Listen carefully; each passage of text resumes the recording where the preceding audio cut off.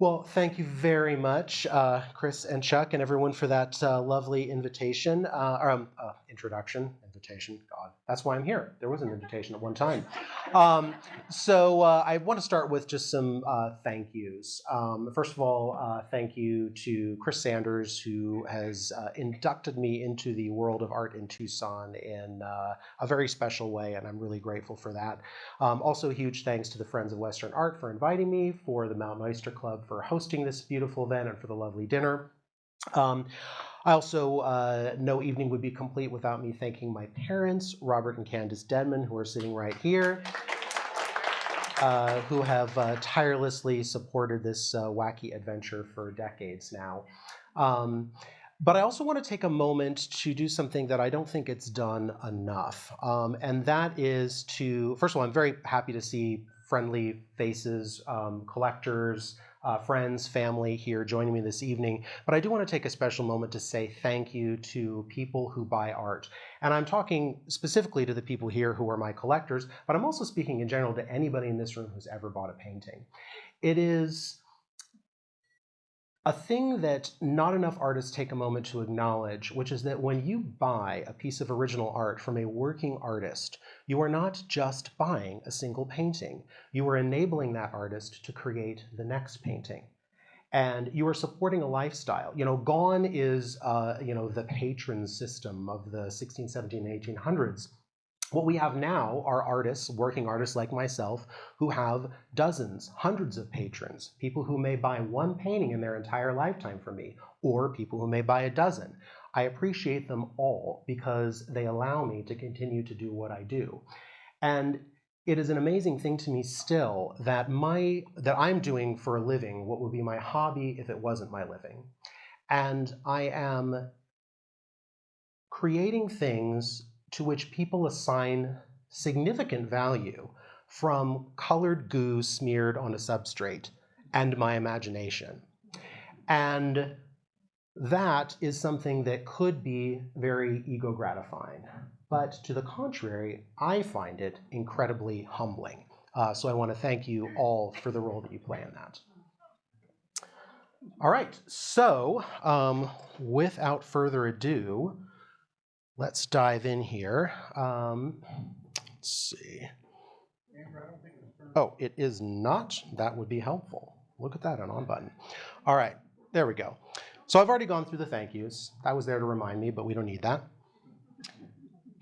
So I'll talk to you a little bit about kind of where my journey started. So as fate and circumstance would have it, a young kid addicted to wildlife documentaries, loving art, but also loving wildlife, grew up about 10 minutes away from Pacific Wildlife Galleries in Lafayette, California, which at the time was one of the top wildlife art galleries, not just in the country, but in the world, and hosted regular shows for the likes of Robert Bateman, Carl Brenders, John Sterry Lester, Terry Isaac, all of whom I had the opportunity to meet, and some of whom became important mentors for me. And my journey with that space began when I was a very precocious 13-year-old and marched into the gallery with portfolio earnestly clutched under my arm, asking to be represented. And of course, I had no chance of being represented at that time, but Dennis Salvo, the gallerist there, took an interest in me. And not that many years later, at the age of 16, I had my first painting hanging in that gallery alongside the names that I just mentioned. And I had my very first solo show there right out of college at 21. And blessedly, it was a success, and I've never looked back. And I am one of those rare people, and it is quite rare, who has never had a regular job. I started off working as a freelance artist in the fine arts, and I've stayed a freelance artist in the fine arts. I've done some teaching and things along the way, very part-time, but painting has always been my bread and butter. So it makes sense that during that time period, with the artists that I was rubbing shoulders with at the time, that my early art was of a more traditional bent. So this is an example of a piece that, I think fits very much into the paradigm of late 20th century wildlife art, animal in environment behaving naturally, that artists like Bateman pioneered. But my destiny was not to stay in that space. And as Chris mentioned, everyone who paints begins in one way or another with observation. We begin outwardly and then we gradually move inwardly. And I just got to the point where painting things as they were was not as interesting to me as I wanted it to be. So how did the evolution begin for me? Well, it was a series of things, both education, which was very important, experimentation, which is still very important to me, but also happy accidents. So when I was getting my Bachelor of Fine Arts, one of the first assignments that I got was to do a palette knife painting. Now, being a decisively implied rather than applied texturalist, I was not crazy about the idea of spackling thick paint on a board with a palette knife. Did it, hated it, and decided, because I was cheap and a student and struggling and paying for my own education, I thought, well, I don't want to throw away that canvas, but I wanted to paint on a smooth surface, which is how I did all my work at that time and still do. So how do I resuscitate a canvas with ½ an inch of paint on it? Well, my idea was to put a bunch of layers of gesso over it, allow the gesso to fill in the cracks and valleys, and then sand the whole thing down to equalize it as a flat surface, sand down the peaks. Well, I did that, and what I got was this amazing field of white with these interesting dark abstract swirls and shapes emerging from it. And I thought, that's really cool. I'm going to glaze over that, and I'm going to, as they would say in Portlandia, put a bird in it. And that's what I did, and that became the Resurrection of Flight series, of which I think this is number 5. And that approach, building up heavy layers of paint, gessoing over them and sanding them down, would eventually become something that I would use in a much more targeted way and which would become integral to pretty much all of my work over the last approaching 30 years at this point. And this piece, which is called Indigo, was a very seminal piece for me because up until this point, my work had been these stylized abstract backgrounds with very realistically painted animals sort of positioned in them. This was the first piece where I allowed that abstraction and stylization to actually bleed into the animal subjects themselves. And that would also be something that would guide my work for many years. So you can see here in this piece, for instance, where the tail starts off very realistically and then sort of bleeds into these stylized shapes, and where the peacock in the back just becomes a sort of arrangement of shapes and colors. And over the years, this approach would become increasingly refined. This is a piece called Modern Dance, which was on the cover of Wildlife Art magazine back in the day when magazines were really important. Less so now. It's a great publication. So where did all that come from and what does it mean? So to answer that, we need to go back to college, which was, I'd always been interested in art. I'd always gone to museums as a kid, but I hadn't really studied art history until I got to college. And one of the things that most fascinated me from surveys of art history was the fact that if you break down the sort of predominant battle in the arts from the late 1800s up until the advent of postmodernism, it basically comes down to, is the canvas a window or a wall? Do we treat the canvas as a space with an illusion of perceptible depth, a space that we could walk into and live incredibly, or do we treat it as a flat surface to be decorated? And all the different art movements, all the different battles that happen in art right up until the advent of postmodernism are basically at their core about which of these camps do you fit into and to what extent. So Manet's Luncheon on the Grass from 1862 is a great example of one of the first forays into this that's really made an impact on the art world. A lot of critics at the time simply passed off Manet as being incompetent because there's weird scale things happening in this painting. He very deliberately uses front lighting to flatten the figures out. There's a lot of really interesting sort of efforts that he's making to play around with the way that we perceive something as either three-dimensional or flat. It was, of course, very deliberate and something that he would continue to develop in his career. But you fast forward not that many years, The Red Studio by Matisse in 1911 is a great example of where this all goes. Now, if you look at it carefully, there is a line drawing that shows the perspective of the room. It's rudimentary and it's sketchy, but it's there. There is a table, there is a chair, but any sense of depth is completely destroyed by the fact that everything is painted the same color and value. And again, that's very deliberate. So is it a room that we can enter into, or is it a flat surface to be decorated? Well, in Matisse's case, it's a flat surface to be decorated. So this is something that really interested me. Now, the extent to which I employ this tension in my work between illusionistic and flat varies from piece to piece. This is a good example of a piece where the predominant force in the painting is highly representationally realistic rendering. But if you look behind the cat, I'll do this one this time, if you look behind the cat, you'll see here this kind of sketchy stuff in the background and these abstract shapes emerging. That's all done with my build-up and sand down method, and it kind of transitions or bleeds into the more detailed rendering of leaves in the foreground. So even though it's very subtle in this piece, there's still a play between abstract and stylistic versus representational, and between illusionistic and flat. And here's an example of a piece where the balance is a little bit different.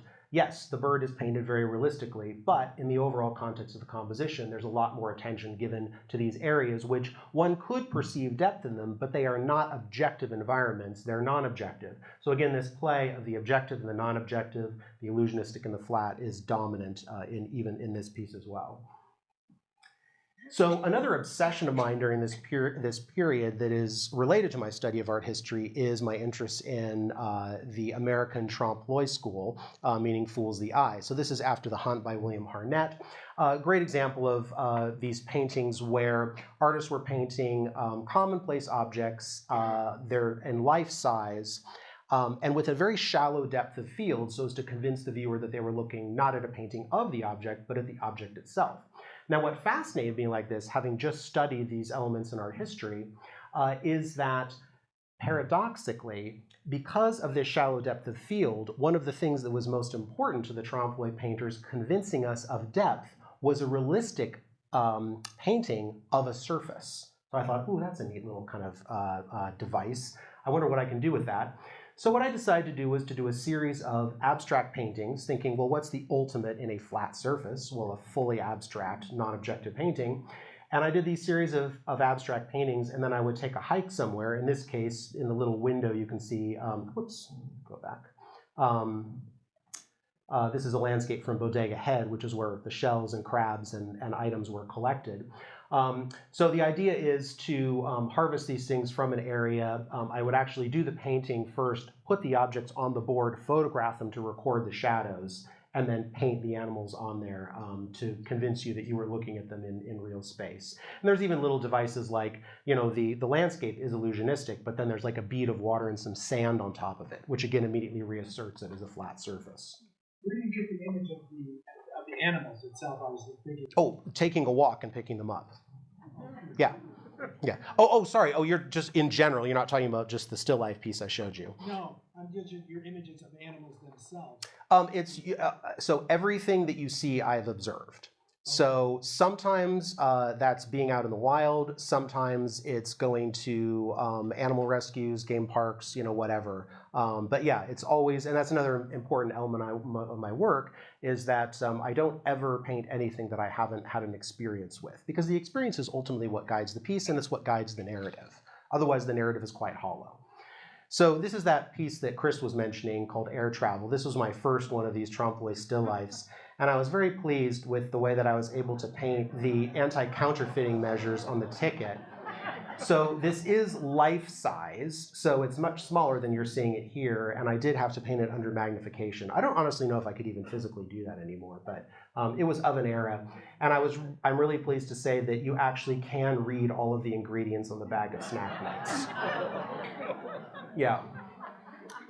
But this gets to what Chris was saying about, like, you know, once you can do that, you know, how much realer than real can you get? Where do you go with that? And for me, creatively, the answer was nowhere, move past it. But even in this piece, as much as I'm focusing on the trompe-l'oeil elements, there's also a very abstract, stylized background. So even there, I'm combining these different elements.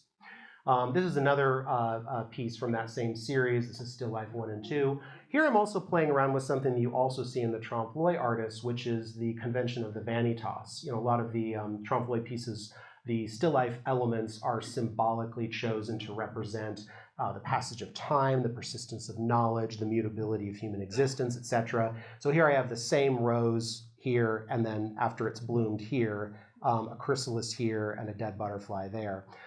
This is also a piece where I started doing something that ultimately ended up being quite controversial. People either loved it or they absolutely hated it, which was incorporating typeface in my work. So the letters and numbers are not collaged, they're painted. And that was something that, like I said, people either liked or didn't like. That was really inspired by, again, my study of modern art. This is a piece by Robert Rauschenberg. You know, Rauschenberg, doing collage painting combinations, was very unafraid of incorporating typeface, letters, words, etc. In his work, and that's something I found really inspiring. So this is a piece, there's really probably only about a dozen pieces where I actually really focused on typeface. This is Mr. Tom Tom Remains Unimpressed. I felt very appraised and judged by this particular turkey when I observed him, and I decided that I needed to express that in the text and the painting. This is probably my favorite piece of that series. This is actually a very recent painting. It's probably the first piece I've done involving lettering or numbers in well over a decade. This piece was just in the National Museum of Wildlife Art's Western Vision show. But again, I'm relying on the use of numbers and letters for symbolism. So the barcode kind of becomes a fence that's fencing in the elk. That is actually a functioning barcode. So the numbers, I mean, if you scanned it, it doesn't have a system that it corresponds to, but the numbers are generated to correspond to the width of the lines.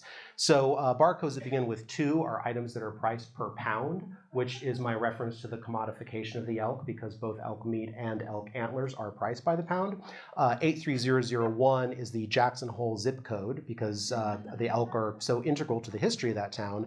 And 8/1912 is the date, the month and year that the National Elk Refuge was founded. So again, using the numbers and letters to tell a story that the image alone can't. So I want to talk very briefly about travel too. So I grew up, all of us kids in my family had horrible asthma. We were all sick all the time. And we never went anywhere as a kid, which... It's true. Yeah. which my brother terribly resents. He called our upbringing provincial. I had fun. I mean, whatever. It was what it was. But once I had the opportunity to travel, I was really surprised at how much I enjoyed it. And my first trip ever was to a mountain rainforest bird sanctuary in Trinidad on a Society of Animal Artists scholarship. And this was the largest of the pieces I did from that. But again, it's just an example of how, without going out into the world and hanging out over a cliff and doing something you didn't think you could do, I never would have painted that painting. And this painting is also very important on a personal level because it was this piece that was hanging in a museum in New Jersey that my partner Guy saw, which inspired him to drive from Connecticut to San Diego to meet me, and the rest is history. Yeah. Yeah. So, and this is another piece from my travels. I was really surprised at how emotional I felt seeing colobus monkeys in the wild in Kenya. Another thing, which if I hadn't met Guy, I never would have been to Africa. But this is a painting that resulted from that. It's called The Guardian. So, you've seen some of my work up front here with the patterns. This, of course, comes out of a study and interest in pop art. Now, the interesting thing is I'm actually not a big pop art fan visually. What I find fascinating is the concept and the notion of drawing inspiration from popular culture, and also the notion of pattern and repetition itself, because human beings are pattern-seeking animals. All of us suffer from pareidolia. You look around, you think you see a face. Well, it's because we're designed to see faces. So both of these pieces, Andy Warhol's soup cans, Wayne Thiebaud's cakes, all have this element of regimentation to them. They're kind of commenting seriously, but also humorously on our own excess. And the power of marketing and popular culture. And that's something that comes out in my pattern series. So the very first of my pattern series, this is called Modern Camouflage. I think there's 5 or 6 of these. And it literally began with a very powerful dream of owls emerging from wallpaper. I have no idea where that came from. And I thought about the idea for a couple of years before I actually put brush to painting. And what I loved about the idea was this notion of this tension between what's flat and what's not. The problem was how to do that without it just looking like I pasted owls onto a piece of wallpaper. And the answer came with the smallest of things, which is by just having a claw or two wrap around what a few inches away looks like a flat pattern, somehow makes that shape a branch which becomes alive and animate within three-dimensional space. So depending upon where you're looking in the painting, it's either flat as hell or it has depth and it's a forest of leaves that the birds are emerging from. And this is, of course, also a commentary on animals like owls, which have actually been very successful adapting to urban environments. The other place where I played around with pattern was also back to this notion of pop art and commodification. So I did a whole series with livestock. This is called Devon Diva. This is a piece for a show that I did in England. And again, just the repeated pig images here are suggestive of the mass production of the animal, its commodification, the number of people that pigs feed, the number of jobs that it creates, the billions of dollars that go into the economy because of this animal that is not celebrated but should be. So these paintings are sort of my way of championing the unsung heroes. I've probably more than anything I've done paintings like this with chickens. I think there's 4 or 5 chicken pattern paintings because we all eat eggs constantly, but nobody gives the chicken its due. And then sometimes the pattern is used more for humorous effect. This piece is called Multiplication Tables, where I'm sort of playing around with the notion of the animal's reproductive capacity using this pattern. And this is a piece which is owned by a very special couple who are in the audience today. And in this piece, I'm playing around more with the pattern and what it says about ubiquity. So a lot of my work, in fact, the vast majority of it, involves taking an animal subject, pulling it out of its natural habitat and recontextualizing it. And that recontextualization is very deliberate, and I particularly do that with common animals, because the idea is that when we see something over and over and over again in context, we stop seeing it. So pulling it out of that context, putting it into a different context, forces the viewer to evaluate the subject in a way that they might otherwise not. And over time, this series builds. This piece is hanging at Sanders Galleries right now. It's a big one. It's 48 by 48. And in these later pattern pieces, instead of being an animal subject with a pattern background, the animals actually become a part of the pattern itself. And the little trick to these pieces is that from across the room, I want you to read it as an interesting flat pattern. It's only when you go up close to the piece that you recognize that 3 of the birds are actually highly realistically painted, and they have the faintest suggestion of cast shadows, which again puts them into 3-dimensional space, perceptible space, even though it's non-objective, but you go a few inches over and you're looking at a bird that's a flat cutout filled with abstraction. More recently, I've also been playing around with using the silhouettes as sort of windows to illusionism. So this is a piece called American Grit, kind of dealing with the sort of schizophrenia of the West that both conquered and destroyed, but also idolizes. So you have this conflict between the cowboys and the American flags, the Native American silhouettes with the Navajo patterns behind them, and then, of course, the realistically painted bison. But you've also got silhouettes where there's like a scene actually seen through it. This is the Grand Teton seen through here. So another place where I'm playing around with, is it a space that we can move into, or is it a space that's intended to be flat? And that tension is very deliberate. So also I'm very interested, back to art history, with minimalism, which you wouldn't think, because my work is kind of maximalist, but I love the notion of doing something that communicates a lot with the least number of elements. So this is a piece by Barnett Newman, and what I found really fascinating about this and others of his, they call them zip paintings, is it's basically a great big red color field, but by varying the width and the value of the lines, some appear to pop forward, some appear to fall back, and it creates a sense of depth on what is 100% a flat color field painting. And I thought that was fascinating, and then I started thinking, what would happen if a bunch of birds flew into a Barnett Newman painting and perched on the stripes? Enter my string theory series. So I don't know, there's maybe I don't know, 20, 21 of these pieces of various types where I'm playing with these I think, very musical compositions of sort of major keys, minor keys, and notes going up and down on color fields and lines. And again, just like with the modern camouflage pieces, it's the barest elements where a bird is clinging onto a line that somehow make that line a branch that it's perched on, not what it is, which is a straight line that I painted with a ruler. So I did a lot of different iterations of this idea. As they go, I start moving further away from the strictly vertical lines that sort of reference Barnett Newman and instead just sort of deal with the notion of abstract shapes, lines, colors. This is one of my favorites. It was bought by a Tucson collector, and it features our state bird, the cactus wren.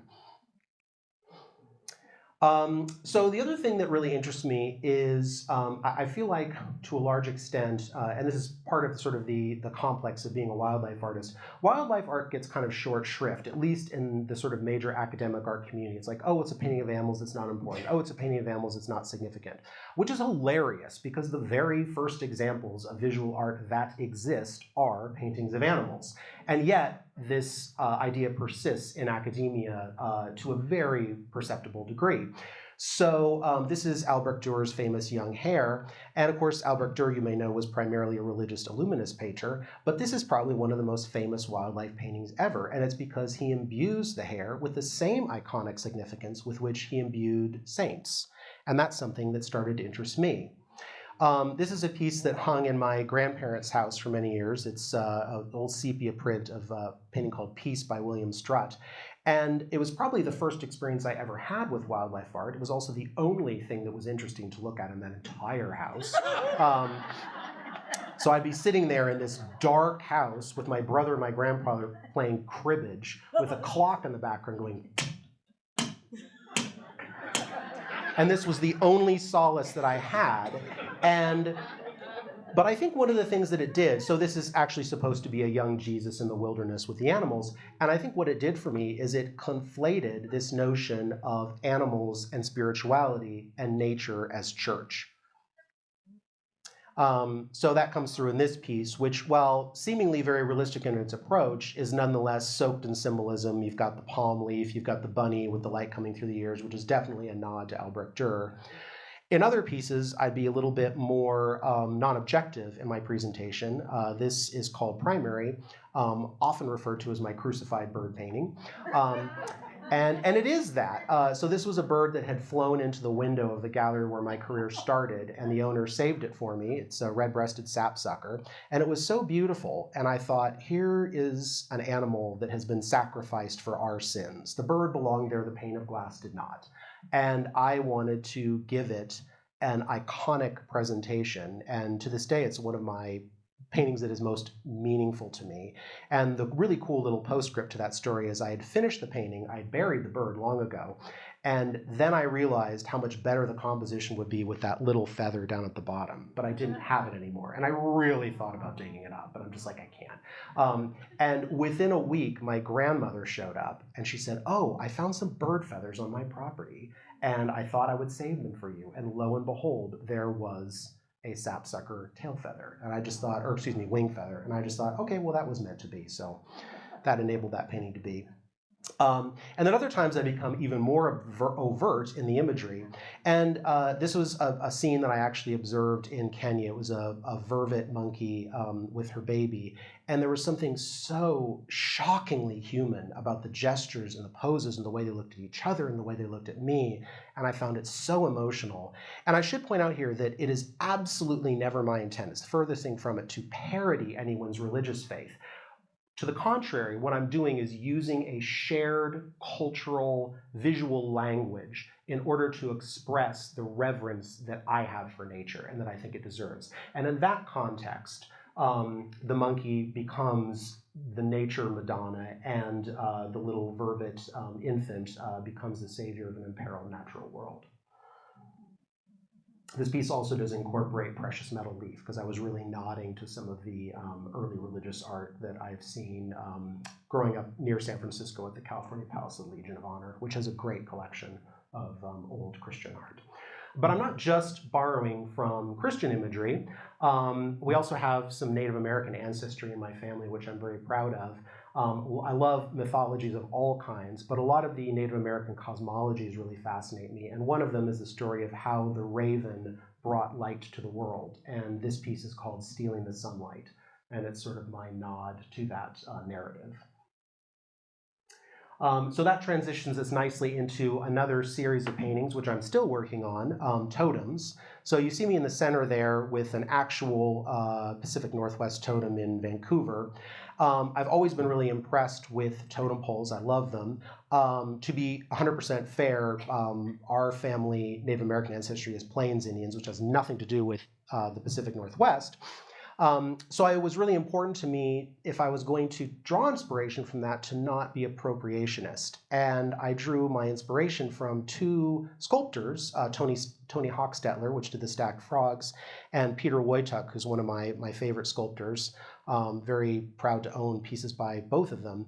And what impressed me about them is that they did pieces that felt very totemic without being derivative of totems. So I thought, well, if they can do that within the context of sculpture, why can't I do that within the context of painting? So thus began my totem series. And the stacked cardinals are actually the very first one that I did. The rams, the desert bighorns, are probably one of my favorites. The paraluxias are a more recent one. And here's two very iconic desert ones. The Gamble's quail, which is owned by a collector here in Tucson. The Harris hawks was quite interesting because that was a piece that was actually the second totem piece I had done after the cardinals. But interestingly, some of you may be aware that Harris hawks have actually been recorded in nature doing this. The behavior is actually called toteming. No one knows still why they do it, but there are records of up to 4 birds standing on each other's backs. So it became a non-issue that, of course, I had to do a totem with Harris hawks. So the piece on the left there is actually the painting that Chris is referring to that I first brought into the gallery. And just as a nod and ego stroke for Chris, I have to throw in, I've been at this for a long time, and I'm very used to the notion that you start with a new gallery and you bring work in, and you need to expect to be showing there for months, if not close to a year, before you really find your footing. People expect you there, and you maybe start gathering a client base and start selling works. This painting sold within days of being in the gallery, and it's a big piece and it's an expensive piece. So I was really kind of over the moon. I just thought, oh wow, boy did I luck into the right place and with the right person. But of course, Chris's sales prowess has nothing to do with luck. He's brilliant. These are two pieces actually I did for a client of Chris's. These are, I very rarely do quote unquote commissions. These are first rights of refusal. So a client had seen a similar totem piece, asked me if I would do something similar on a grand scale. These are 30 by 60, which are still the largest totems that I've done. Not the largest paintings, but the largest totems. This is Stacked Prey and Stacked Predators. So at this point, I'm going to talk to you a bit about my process as a painter. And I work in a very unusual way. And it's really hard for me to describe it. I could, but it's not going to make sense to you. So instead, I thought I would peel back the curtain and allow you to see the process of me creating a painting from start to finish. So this is a video, but I'm going to narrate it as we play. And whenever you're ready, So we're just going to let my cool little intro run for a sec.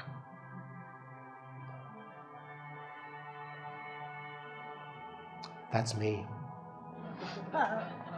Oh, that's Chris. We're presenting something.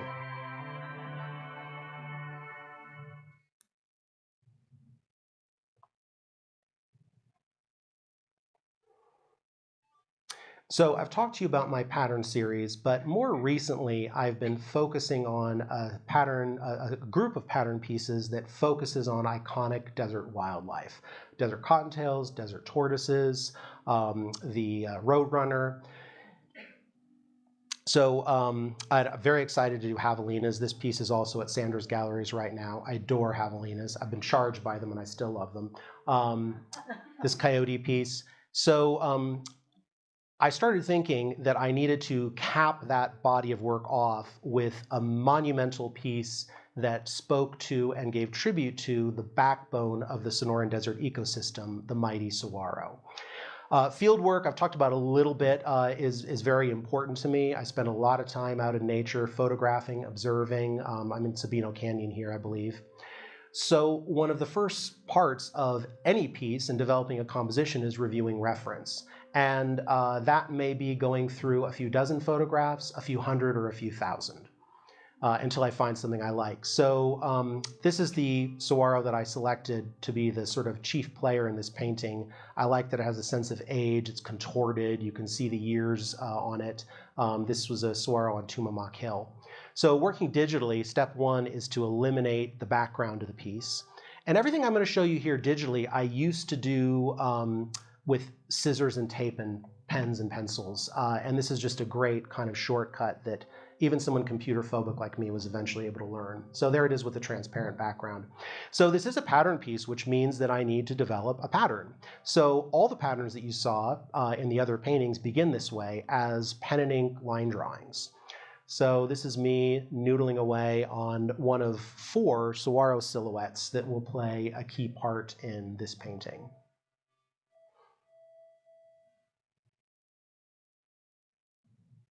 Come on, fast forward. So these are my 4 silhouettes ready to go. Next step is to scan them all into the computer. This is one of the days that my printer worked. Then I am editing it. And one of the first things I play around with is sharpening the contrast, so it becomes nice and inky and dark. There's always little places on the edges that need to be cleaned up digitally just to make them as sharp as possible. So I start assembling my pattern, expand the pattern, and then fully expand it to a 4-foot by 6-foot pattern, which is going to be the size of the painting. That's the contact sheet for when I have these stencils printed, which I'll show you later on what those look like. So here on the computer, I'm just playing around with my palette. I've already actually done some little color studies just with colored pencils, so I'm now just sort of trying to get a digital mock-up together so I have a better guide as I proceed with the piece. So my saguaro that I painstakingly cut out digitally, I paste it in there, and I print the whole thing out using one of those fantastic large format Xeroxes at FedEx Kinko's, which were initially developed for blueprints. And I go in with white colored pencil, black colored pencil, charcoal, and graphite. When you blow up a reference, even a good one, to the scale that I'm working on, you lose a ton of detail. So it's up to me to go back in, drawing on top of this very rudimentary printout and putting in all the details that I know are there. This is done by comparing against multiple other references also just sitting there and observing saguaros. So there's a problem with my photograph, which is that this arm is obscured by some foliage. So I'm going to do a little surgery. So I go in with gray and white and black gesso and using it very, without a lot of water so that it doesn't warp the paper too much. And I'm just sort of painting out all the stuff that I don't want, trying to reconstruct the saguaro, and then coming back in after it's dry and putting in all the little aerials and the details and detailing of the ribs. This is a little section in real time so you can see how incredibly slow and painstaking this process is.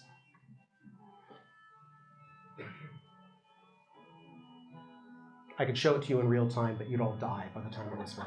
So this arm is also a problem because it looks like it comes out of nowhere. Now I've observed this cactus, so I know it comes around and attaches on the back. But again, never paint anything because it's that way in your photograph. That's the thing I hate to hear most from my students. It's unclear, and if it's unclear, it needs to be clarified. So it's my job to convincingly create what the arm would look like if it came in at a slightly different angle and was visible around the back so that that arm doesn't just look like it's floating out there in space and connected to nothing. And that is the conclusion of developing my study. So now it's time to pull out this intimidatingly large 4-foot by 6-foot cradle panel by Ampersand. They don't sponsor me, but I like to mention them because they're really good quality boards. So I clean up the edge with some sanding, and this is a step that a lot of people don't do. Now you'll see that I'm going to be adding through the process an enormous amount of paint to the front of the board. So even though this is very rigid and has cross bracing, it does help prevent minor warping by priming the back. And it's also good to just seal the board. So this is something that I always do before I start painting. So because this is, I hang all my pieces on cradle board in float frames like this here, so you can actually see the edge of the cradle. I want to make sure the cradle stays clean during the process, so I cut little strips of paper and tape them onto the edge. And I do this so that there's the least amount of tape possible contacting the actual board. But this is actually an important step, because if I don't do this, it means there's inevitably going to be drips and runs of paint along the side of the cradle that I'm then going to have to spend a whole lot of time sanding off. And because I'm going to be staining the edge, I really don't want any paint staining it. So once the board is protected, I'm ready to get moving on the actual piece. I put my study up to a window and trace over the back of it to record where the actual cactus is, which is the part that I need to black the back in order to do the transfer. So I don't like using graphite paper. I find it to be smudgy and messy. So instead, I brutalize my wrist by doing this for hours. It's very fun. But it does actually give a much cleaner and better transfer than any of the other methods that I've used. And again, this is why I record where the soiree was on the back, so I'm not doing any more of this than is absolutely necessary. So when I'm done, I flip it around like so and secure it to the board. It's very important that I tape it really firmly in place because I do not want this drawing to move at any point during this process or have to start over.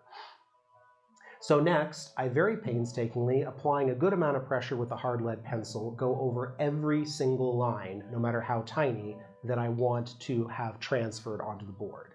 And this does take a very long time, and I do ice my hand when I'm done. So it's time to peel that off, and you can see I'm left with this very clean drawing, which provides me a great roadmap for doing the actual painting. So that is the transfer. So I should own stock in whatever company or companies make tape because I go through a lot of tape. What I'm doing here is preparing to mask the drawing that I just put on. So this is masking part 1. You'll be really tired of tape by the time this video is done. So mask part 1 is on. Now it's time for me to come in with a very sharp X-Acto blade and cut all the way around in a very precise manner the entire contour of the cactus. And if you're worried that I'm cutting into the surface of the board while I'm doing this, you are correct, I am, but it doesn't matter for reasons that will become clear as I start piling more and more paint on top of this board. So I label very carefully corresponding portions of the tape and my painting, because these masks are going to have to come off, go back on again, come off, go back on again. And it'll make it a lot easier for me to find what piece goes where if I label everything. So once the mask, or the edge of the mask is off, come on. Oh God, I've got more time lapse than me taking off tape. Here we go. I'm going to flip the board around, and I'm going to preserve all of those negative offcuts on the back, because again, I am going to use those later on. I don't want to have to recut them. Just be a waste of time. So the next thing to do is to put in the base coat of the background color. So I'm using a thin gesso tinted with both these Holbein colored gessos, which are a fantastic tool. Those really change the way I can work. Getting highly saturated gessos, and also tinting it with liquid acrylic until I get just the right color. So acrylics dry a little bit darker than the color you see on your palette, which means anytime I'm trying to match a color, I need to bring out my old friend, the hair dryer, to dry the paint so I can hold it up to the study and say, is this the right color, yes or no? And if it's not, I keep mixing until it is. I'm painting that on my little cactus pattern cheat sheet, which will come in handy later on if I need to refer back to or remix a color at any point. So you're going to see me putting one coat on this, but of course I'm going to do 2 coats to make sure I get full coverage. And when that's done, there we go, that's the end of background base coat. So then I'm going to mix up 6 other colors, and each of these colors is going to correspond to one of the saguaro silhouettes in the background. Again, this is with the thinner style of gesso. Because putting on the base coat obscured where my tape is, I just want to be able to tell at a glance so I don't have to paint more than I need to. I'm going to trace around that with a pen so I can get a clear roadmap of what I'm doing. Taking it off the easel and transferring it to a flat surface at this point. So these are my stencils. So those digital designs that you saw me put together, I have a company that laser cuts and prints those for me on they call it low-tack PVC. You can kind of imagine like a really thick contact paper.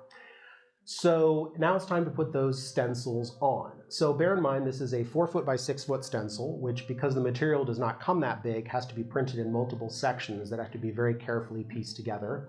If you think it's easy putting on a 4-foot by 6-foot stencil, I encourage you to try putting an extremely elaborate diaper on a giant caterpillar, because that's what it feels like.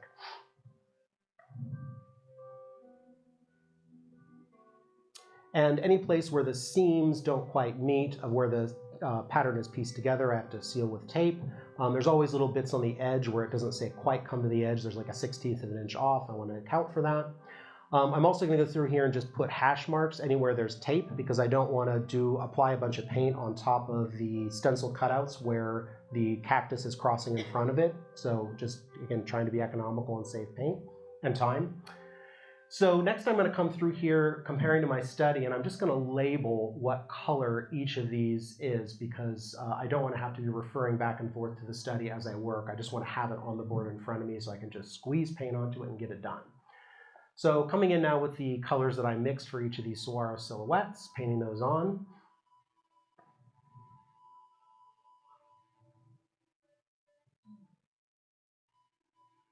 And again, you're going to see me put a single coat on all of these, but yet again, just to make sure that I have adequate coverage, there are 2 coats on all of these. So this is mask part 1. I've masked where my saguaros are, and I've got their base coats on.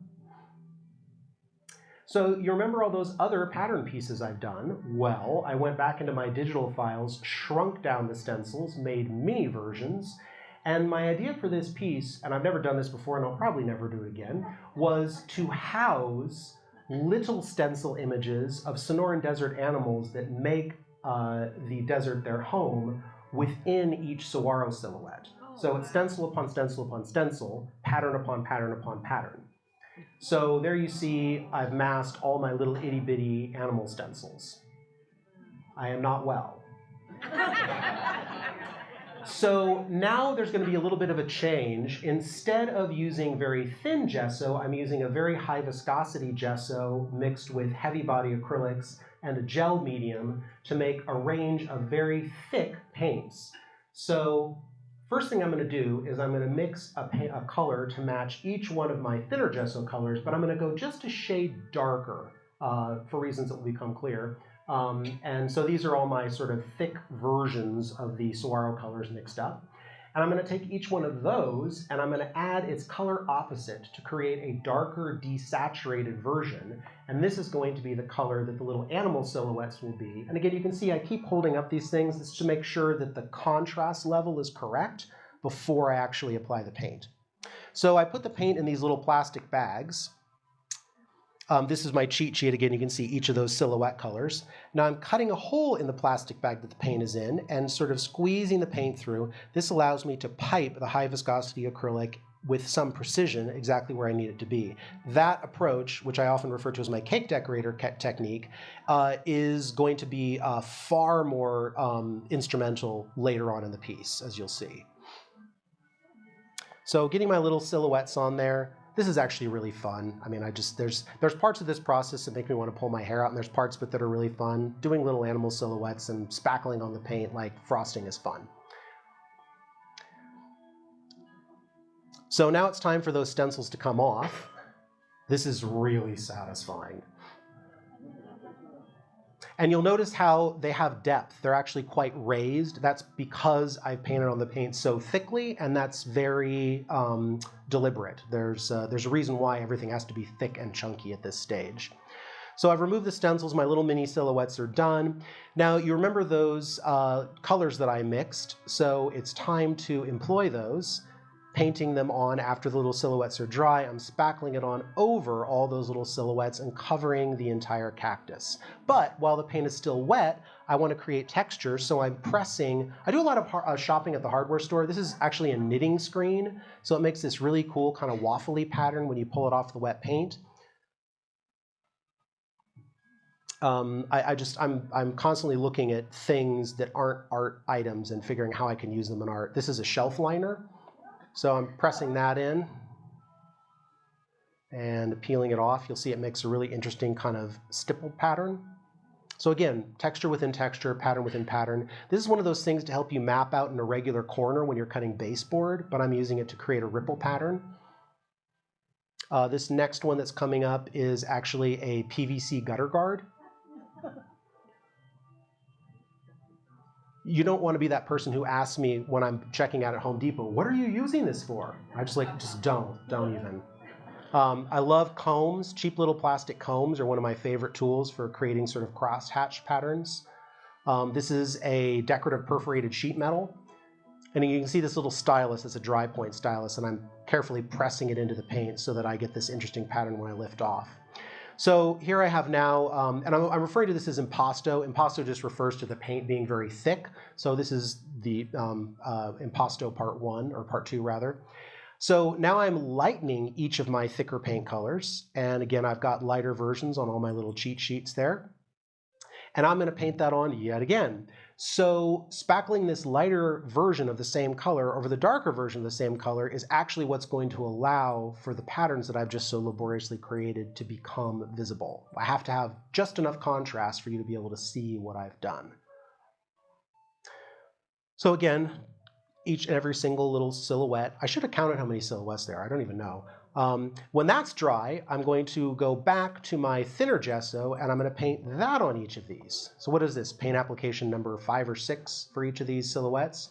So I'm using the paint quite thickly. I'm really glopping it in. The idea is to work the thinner gesso into all the little grooves and cracks and valleys.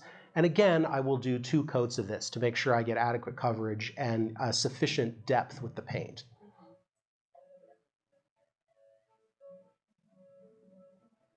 So that is Gesso Overcoat, part 1. So another really satisfying moment is pulling these stencils off. Now I should point out these stencils are actually designed to be reusable because they're envisioning people like using an ink roller on them, and the sticky stuff on the back is probably good enough to last for 15 or 20 uses. The way that I use them destroys the stencil in one go. So yeah, unfortunately they cannot be reused. So I'm pulling them off, cutting them off, tearing them off, all to expose my lovely cactus pattern. So there we go. Finally, stencil removal part 2. The saguaro silhouettes are free from bondage. Now it's time for me to pull off the tape mask and reveal my saguaro. See, look how nice and clean and preserved that is.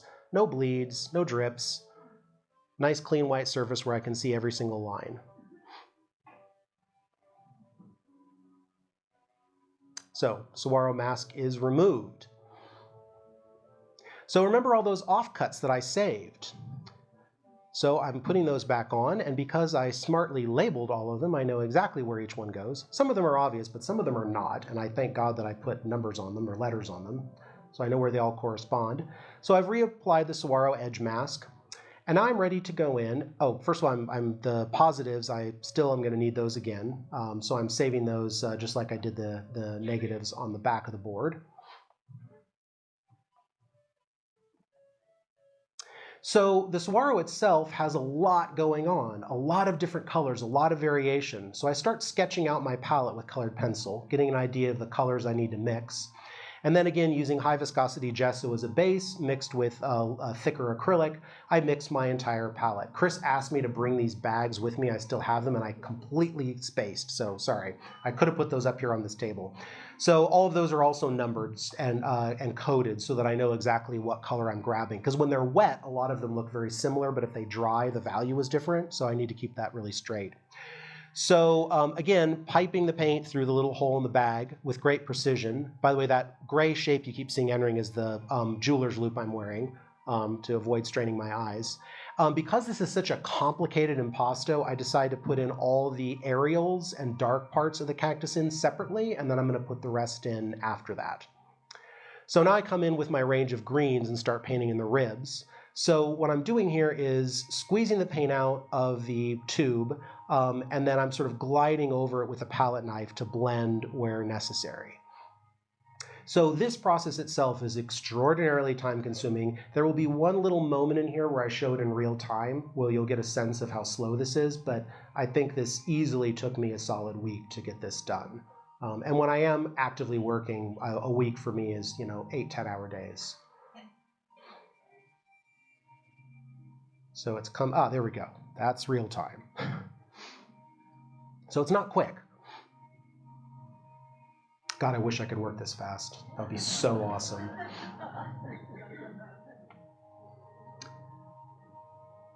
So I just wanted you to be able to see how this sort of develops and builds as I put in all the various component colors, values.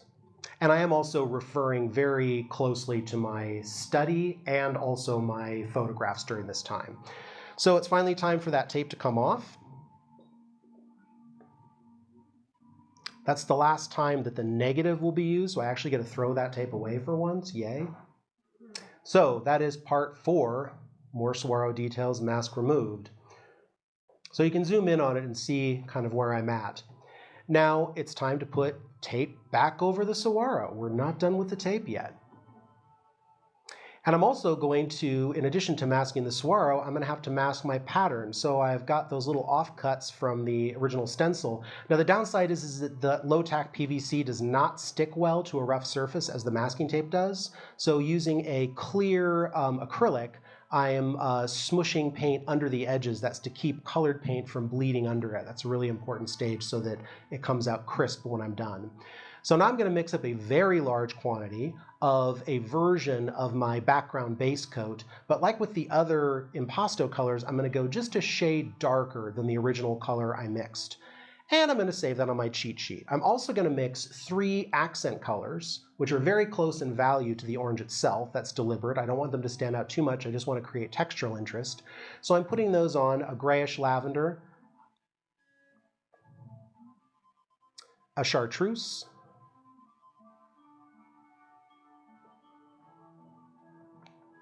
and a pink, all with a natural sponge to give a kind of interesting sort of stippled look. So then I've got my big container of background color, and once all that accent work is dry, I'm going to spackle that right over the whole surface of the thing. And then I'm going to come in with my comb and add textural elements. So running through with the comb. You'll see here in this time lapse, I kind of have to do it as I go because the comb work has to be done when the paint is still really wet. So I'm spackling and combing as I proceed.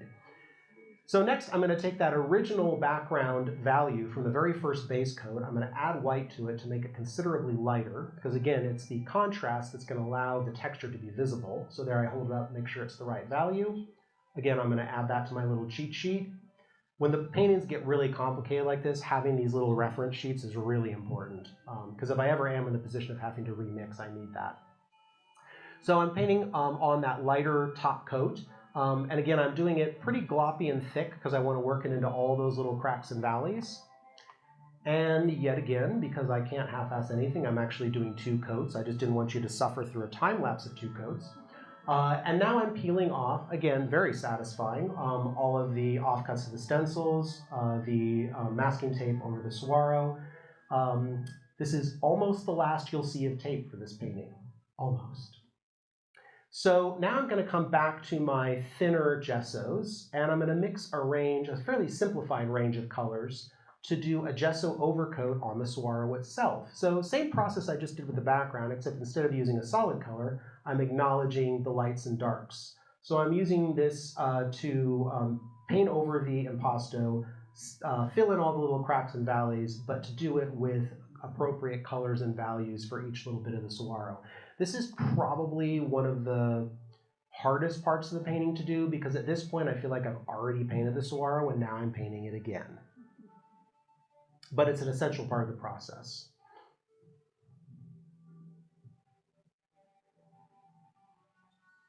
So that is Gesso Overcoat Part 2, the saguaro. So now we are at the time for the most unusual part of my process. It freaks a lot of people out, don't be alarmed. It's time to pull out the power tools.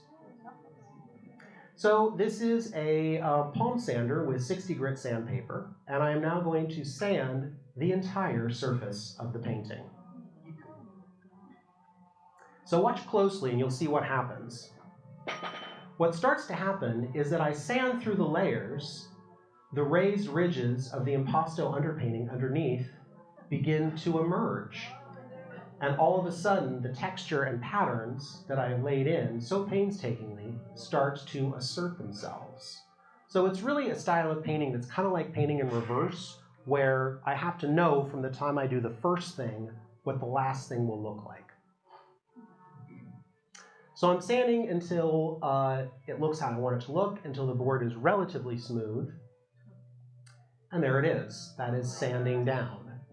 How long has this taken? Oh, that painting, months. Yeah, months. So you can see what's happened is that all these wonderful textures and colors have emerged. You can see what that background that just looked so haphazard at first has become. Now, there is a problem with this. I was really pleased with how this came out. Oh, see, here's the tape. You thought we were done with tape. We're not done with tape. So what I noticed is that as much as I was happy with how this sand down went, I was concerned that the background was so colorful and so textural that it was distracting from the primary subject matter of the saguaro. So I'm sealing the saguaro. I'm using a liquid mask by Shiva here, great product. It's kind of like rubber cement, but you can control it really well. And tape elsewhere, because I don't want to paint over the whole thing with mask. So then I'm mixing up a very thin, semi-transparent gray acrylic glaze, and I'm going to paint that over my entire background. And it's transparent because I don't want to lose any of what I've created, but I want to push it back far enough that I have more contrast so that the primary element, the saguaro, pops out towards us, and the background, as important as it is, becomes a secondary player. So you can already see as I peel off my mask how much better contrast I've got now. So it did what I want. So before glazing, after glazing. Yeah, so it did its job. That, by the way, was a terrifying part of this painting, because at this point I'm already like 2 months in. I'm like, well, if I screw up this glaze, what do I do? So now here's another weird part of my process. So because I like to paint on a really porcelain smooth board, and because the sanding gives me kind of smooth but not smooth enough, I am now going to take this clear acrylic gel medium and spackle it, sort of trowel it with a squeegee across the surface of the entire painting.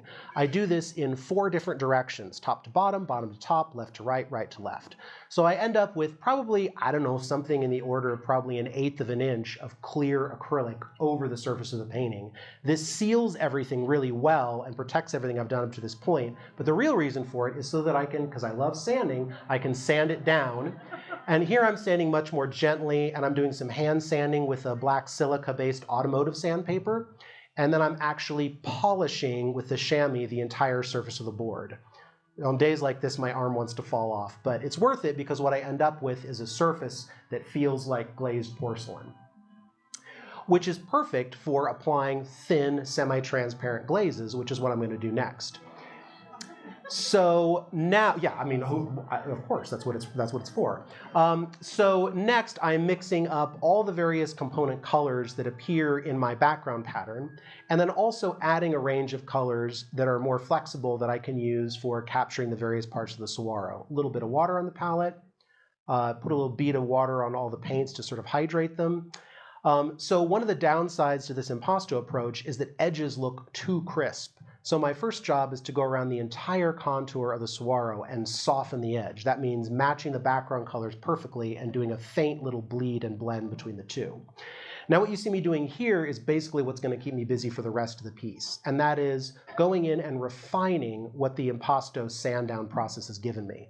Now it's very important to note I am not painting over all the work I've done. If I did, what would be the point? What I'm doing is I'm minorly adjusting color and value with transparent glazes, picking out little details and emphasizing them here and there, but I'm actually doing very little work that's actually opaque because I want for the majority of the painting to be the process I've done up to this point.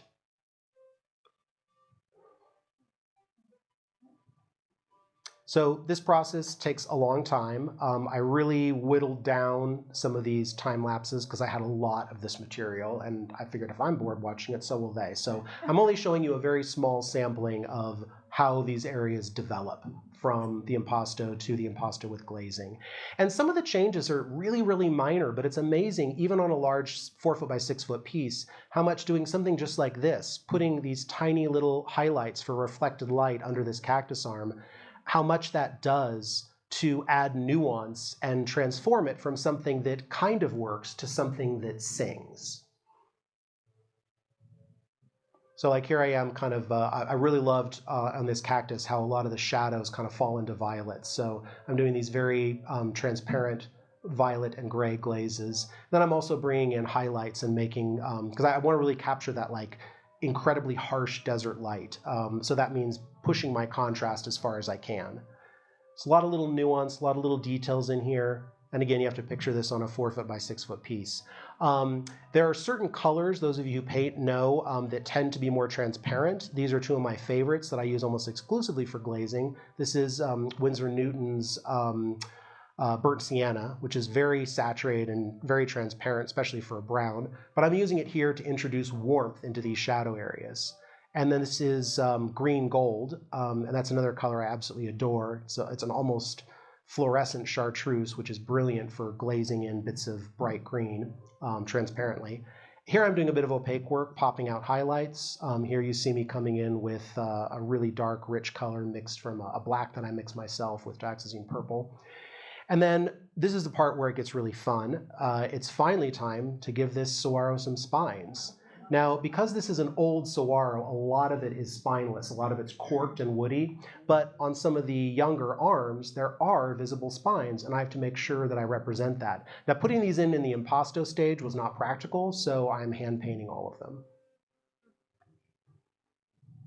And I'm using my very favorite tool, which is a #1 liner brush. I paint a shocking amount of my work with a #1 liner brush.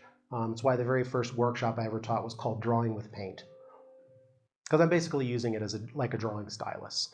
So I'm working here from sort of mediums into highlights and then going back in and popping the very brightest highlights to give a sense of depth, even to how the light is hitting the saguaro spines.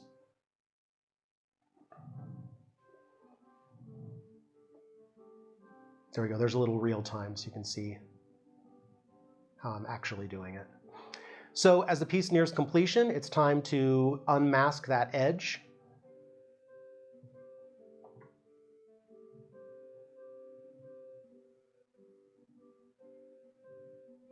Goo Gone works really great to remove the little tiny bit of tape residue that's always left over. If you let it evaporate out for about 24 hours, it doesn't leave any residue that impedes the stain. Now here I am getting ready for a practicological exam. No, this is me getting ready to stain the edge. Sorry, I couldn't resist that. So I've mixed over the years this series of stains. Minwax makes like 5 colors of really brightly saturated stains, and I mix them and remix them and turn them into about 25 colors. So after preparing the edge, the piece is actually finally done. Yeah.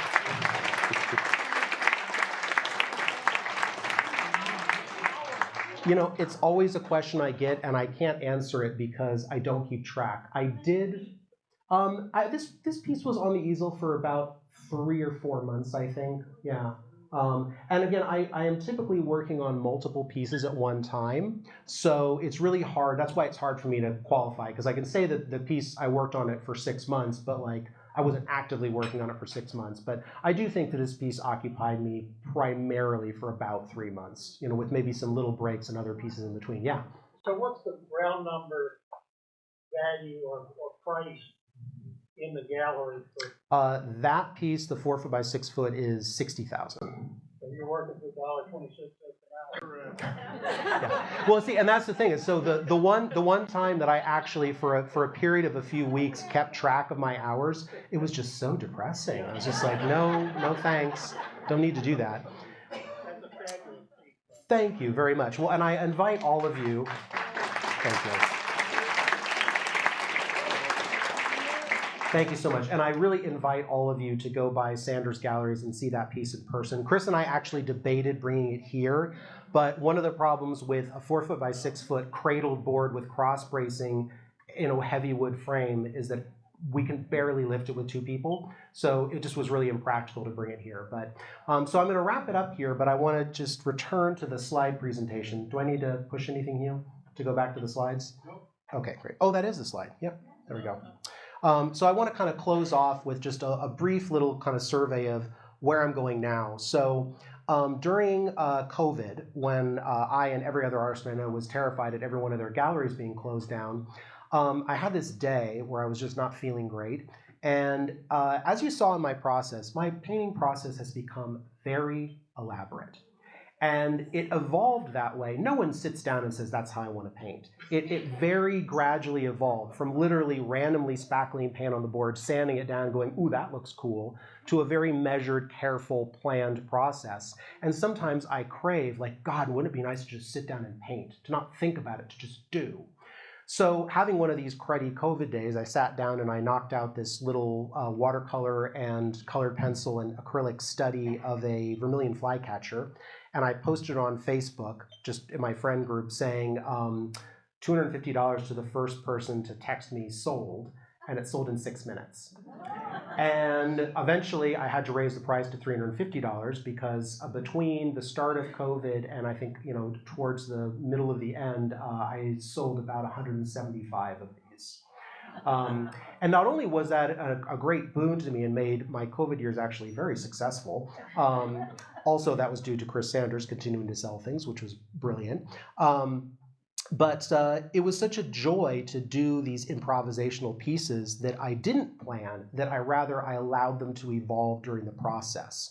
So these are about as far removed from the way that I just showed you that I work, and yet I still think they're very me. My stamp is still there. It's still a combination of stylism, abstraction, and realism, just approached in a different manner. So these are two pieces. One of the kind of thoughts in my head now is, as I've worked this way for a number of years, how do I find a way to continue working in an intellectually challenging way, but also reintroduce some spontaneity into the work? I haven't come up with how I'm going to do that yet. It's a current process that I'm going through that I'm enjoying.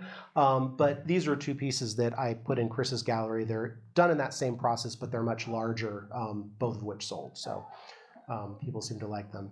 And then this is more recently, and this piece is actually up here in front.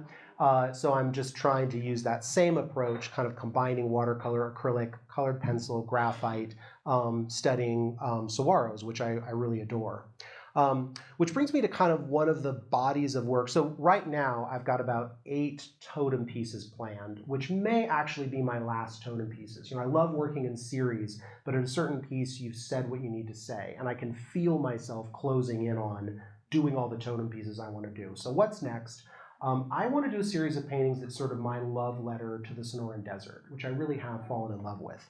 And the dashing lead with his shirt ripped off on the cover of that romance novel will be the saguaro. So this is actually a piece, so again, I've talked about how a lot of my work is about recontextualizing. So this is actually a single saguaro spine on a 30 by 30 board blown up to heroic scale. And what fascinates me is that it's something so familiar to all of us, but on this scale it becomes something foreign, alien, abstract, but this is painted, again, I spent a lot of time taking macro photographs of saguaro spines and recording interesting shadows, but I also had the spine in front of me with a jeweler's loupe looking at every little ripple and every little texture. So that is very much, I've taken no liberties on what it looks like. That is an incredibly hyper-realistic saguaro spine, and yet it looks like something I made up, and I love that. So this is a series called Desert Figure Studies, where I've sort of cropped in on interesting gestures of saguaros. I mean, anyone who's lived here, like it's so easy to anthropomorphize a saguaro. You can't see a lone saguaro on a hill and not feel, oh, he's lonely. If you're out at night and you're walking and you see some dark saguaro shapes in the moonlight, they can either feel like sentries that have your back or menacing shapes in the shadows. We want to sort of, again, back to pareidolia, we want to kind of make them into people. So I kind of cropped in on these. The non-objective palettes, the colorful palettes, is meant to disassociate them from being botanicals. It's another form of recontextualization, only by color this time rather than by scale or context. But some of these I feel like they read like the gesture of a ballet dancer. Some of them feel like someone about to give you a backhand slap. But I also think they're just absolutely fascinating, and I was really pleased that this whole collection, these are all 12 by 12 inch cradle board paintings, they all sold to one collector, so they get to stay together and hang in this configuration. More recently, I started playing around with doing the same idea, these close crops of saguaro gestures, but doing them in a sepia monochrome.